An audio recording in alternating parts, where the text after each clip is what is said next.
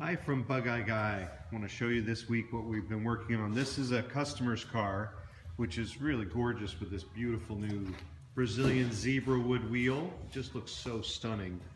Really nice to add these little elegant touches. And we've done a lot with custom steering wheels. We can actually make you a wheel out of any wood you like. And so that's something you'll see more of from us. We also put in these threshold plates and we sell those in our catalog. It's a nice detail. That cross member takes a lot of friction. As people get in, they tend to kick that cross member, and so that makes it much nicer. What I want to actually show you though in this video is something that's interesting, and we also do sell these parts in our catalog, but these are the rear shock dog bones, and these things generally are old when we see them on these cars. And my first telltale sign is when I start to get just the slightest lack of damping in the back end. You know, there's not a lot of suspension travel back here.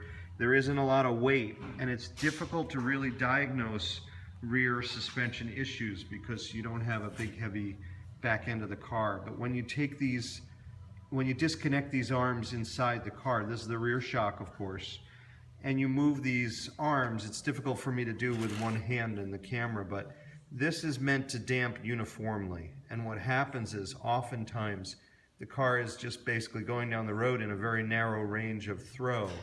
And you end up with a loose spot, a sticky spot that just doesn't damp. And effectively you have no shock absorber in that exact position. Now obviously in an extreme movement you will have damping in these pistons. But where it lives, you end up with wear, and this car needed new shocks as a result. You add to that these rubber, I don't know if you can see that on some of these rubber fittings that are pressed inside here. Well, this one's come out completely. You can see it right there. So as these wear and these rubber pieces part from the metal, you need a new dog bone. So all these links are just subtle details of really optimizing what is a pretty primitive rear suspension, and when you get it all right, it's a dream because it adds a lot of damping. But when it's wrong, we can tell after driving 200 of these when they're not optimal. And so this car now has a new lease on life in its rear suspension, and that's what we're working on here at Bugeye Guy.